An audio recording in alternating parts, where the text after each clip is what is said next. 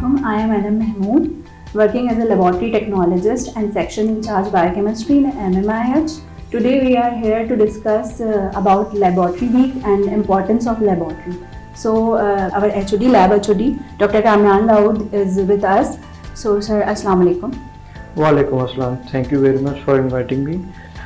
Sir, I would like to ask about lab week and the importance of laboratory. Okay. Basically, Laboratory Week is celebrated worldwide annually, and this is 49th Laboratory Week. The theme of this year 2024, is the future is laboratory. The importance of Laboratory Week is that it is basically celebrated to promote, to encourage, to motivate the laboratory workers, laboratory employees who are doing their job dedicatedly 24/7. Sir, or more further about department's importance in laboratory and clinical importance in laboratory. Yes, the laboratory is basically in the diagnostic part, and here at MMIH we have 6 departments in our laboratory, like hematology, clinical chemistry, microbiology, blood bank, histopathology and molecular pathology. All these sections are very important, and here we are doing almost all tests in our laboratory. As we know that laboratory जो है हमारी backbone है hospital की. जी sir please आप इसको describe करें थोड़ा सा. देखिए, जिस तरह आपने कहा बैकबोन, बिल्कुल ऐसा ही है. लेबॉर्ट्री का बेसिकली मकसद ये होता है, यहाँ पर तमाम किस्म के टेस्ट की तशखीस की जाती है टेस्ट की मदद से, जो कि मुख्तलिफ मशीनों पे हो रहे होते हैं. ठीक है, इन टेस्ट का जब रिजल्ट आता है तो उसकी बुनियाद पर डॉक्टर मरीजों को जो है उनका इलाज तजवीज़ करता है. तो इसीलिए ये बहुत अहम डिपार्टमेंट है, क्योंकि इसके बगैर मरीजों की ट्रीटमेंट नहीं हो सकती जब तक मरीज की तशखीस नहीं होती. इसलिए बैकबोन का वर्ड बिल्कुल करेक्ट है. इसके साथ साथ इसकी क्वालिटी कंट्रोल, इसकी सर्विसेज रिलायबल होनी चाहिए, ऑथेंटिक, ताकि प्रॉपर रिजल्ट हो जिसकी बुनियाद पर मरीज का इलाज किया जा सके. आई थिंक इनिशियल डायग्नोसिस ही हमारी पेशेंट की विदाउट लैब रिजल्ट स्टार्ट भी नहीं हो सकती. उसके बगैर हम आगे प्रोसीड ही नहीं कर सकते. कुछ ऐसे मेन पैरामीटर्स हैं जो हमारे इनिशियल हैं, जो बहुत इंपॉर्टेंस रखते हैं कि फर्स्ट उसकी रिजल्ट्स अगर हम उस पेशेंट तक नहीं पहुंचेगी तो उसकी ट्रीटमेंट स्टार्ट नहीं हो पाती. बिल्कुल ऐसे. सर तो प्लीज उस टेस्ट के बारे में थोड़ा सा बताइएगा. देखें, इसमें जैसे कि हम बात कर लें एक डिपार्टमेंट का, मैंने जिक्र किया हेमाटोलॉजी डिपार्टमेंट. इस डिपार्टमेंट में खून के मुख्तलिफ टेस्ट होते हैं, जिनमें एक बड़ा इंपॉर्टेंट टेस्ट है कंप्लीट ब्लड काउंट, जिसके बेसिस पे ये हमें पता चलता है कि मरीज में खून की कमी तो नहीं है, या कोई और बीमारी है, या ब्लड कैंसर इस तरह की कोई चीज़ है, तो उसका हमें पता चल जाता है टेस्ट की बुनियाद पर. ठीक है. इसी तरह एक और डिपार्टमेंट है हमारे पास, केमिस्ट्री डिपार्टमेंट, जो कि बहुत इंपॉर्टेंट है. यहाँ मुख्तलिफ टेस्ट हो रहे होते हैं खून के, और जिसमें कि लीवर के टेस्ट हैं, किडनी की टेस्ट हैं, हार्ट के टेस्ट हैं. ठीक है, ये सारे वो टेस्ट हैं जो कॉमन टेस्ट हैं, और मतलब कि जिनकी बुनियाद पे मरीज का जो है ट्रीटमेंट स्टार्ट होता है. ठीक है. इसमें 2 तरह के टेस्ट होते हैं. एक वो जो अर्जेंट टेस्ट कहलाते हैं, जो कि आईसीयू या इमरजेंसी के पेशेंट्स के होते हैं. दूसरे टेस्ट वो होते हैं जो कि रेगुलरली हो रहे होते हैं, वो पेशेंट अपनी हेल्थ को और वेलबींग को चेक करने के लिए करा रहे होते हैं. तो ये इस तरह से इसी तरह देखा है. तो एक तीसरा डिपार्टमेंट है हिस्टोपैथोलॉजी. वहाँ पर हमारे पास ह्यूमन ऑर्गन्स आते हैं फॉर बायोप्सी. बायोप्सी की बेसिस पे उन पर ये हम चेक करते हैं कि इसमें कैंसर तो नहीं है या और कोई ऐसी एब्नॉर्मलिटी है. तो वो टिश्यू सैंपल जो कि डायरेक्ट सर्जरी के बाद हम तक पहुँचता है, यानी लेबॉर्ट्री में, तो उसको हम प्रोसेस करते हैं और रिपोर्ट करते हैं. इसी तरह एक और अच्छा इंपॉर्टेंट डिपार्टमेंट है blood bank. Blood bank services essential services हैं, जिसमें कि पेशेंट को लाइफ सेटिंग सिचुएशन भी हो सकती है. उसमें ब्लड प्रोडक्ट की बहुत इंपॉर्टेंट है. तो ब्लड प्रोडक्ट की प्रिपरेशन, डोनर सिलेक्शन, डोनर का जो सारा प्रोसेस होता है वो ब्लड बैंक के अंदर आता है. तो ये सारी चीज़ें जिसकी वजह से हर डिपार्टमेंट की अपनी अपनी अहमियत है, और हर डिपार्टमेंट में लोग उसी तरह मेहनत से और दिल लगा के अपना काम कर रहे हैं. यही वजह है कि हम उनको इनकरेज करना चाह रहे हैं कि लेबॉर्ट्री वीक में वो अपना काम और अच्छे तरीके से करें और सर्विसेज को इम्प्रूव करें. और मेन चीज़ एक हमारी ये भी है कि हमारा क्वालिटी कंट्रोल सबसे ज़्यादा इम्पोर्टेंस रखता है। इफ हमारा क्वालिटी कंट्रोल ओके होगा तो फिर आगे चीज़ें अलाइन रहती हैं, सारे टेस्ट रिजल्ट हमारे सही आएंगे। तो सर क्वालिटी कंट्रोल पे थोड़ा सा आप इसको बताइएगा। अच्छा, क्वालिटी कंट्रोल का हम लोग वर्ड यूज़ कर रहे हैं। क्वालिटी कंट्रोल से मुराद ये है कि जो भी काम आप कर रहे हैं वो एज पर सम स्टैंडर्ड हो, वेरीफाइड हो और करेक्ट हो, यानी ऑथेंटिक हो। उसके लिए हमारे पास दो तरीके हैं। एक तो इंटरनल क्वालिटी कंट्रोल कहलाता है, जो कि हम अपनी लेबॉर्ट्री में हर मुख्तलिफ सेक्शन में कर रहे होते हैं, ठीक है।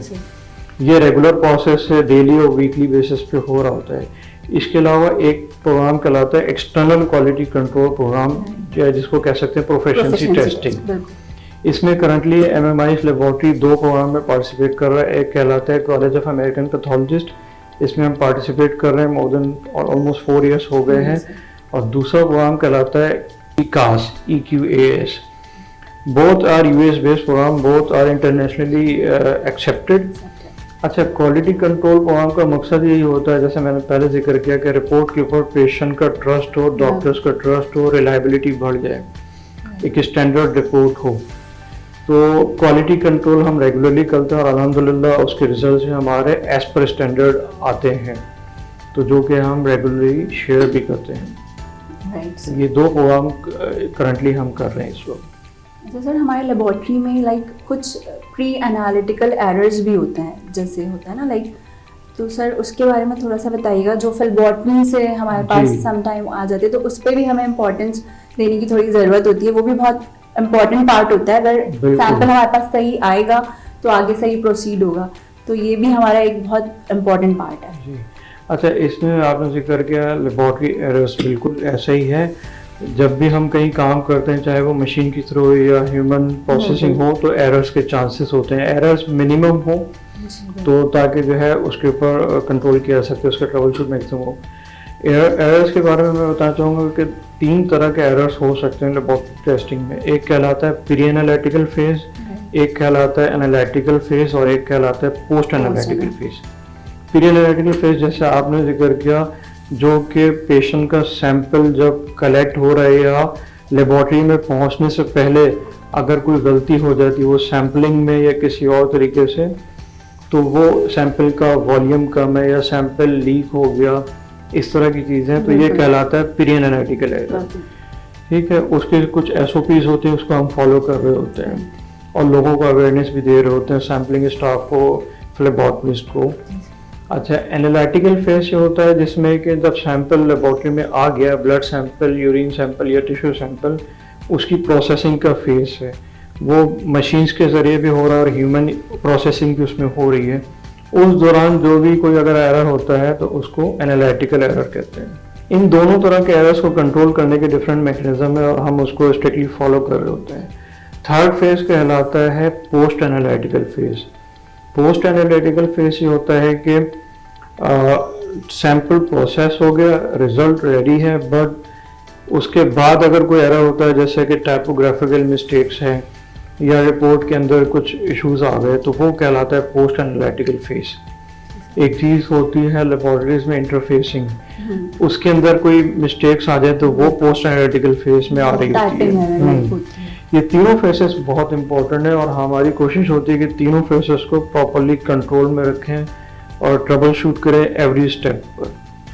तो ये पूरा प्रोसेस है लेबॉर्ट्री का और इसमें तमाम स्टाफ टीम वर्क के तौर पे काम करते हैं, तभी जाके एक अच्छी क्वालिटी कंट्रोल रिपोर्ट हम पेशेंट को दे पाते हैं। एग्जैक्टली सर, एक डिपार्टमेंट है हमारा माइक्रोबायोलॉजी, सर उसके बारे में थोड़ा सा डिस्क्राइब कीजिएगा।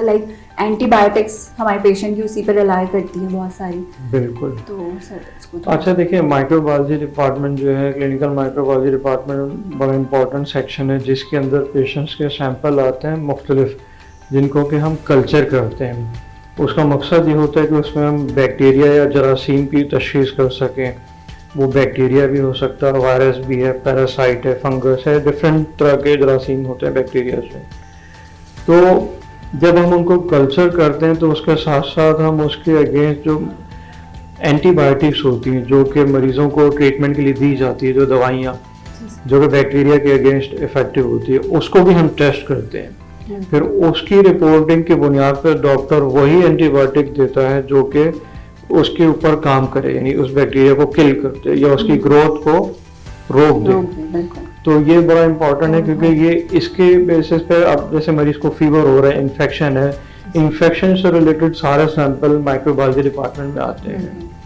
फिर वायरोलॉजी के सैंपल्स भी आ रहे होते हैं, ठीक है।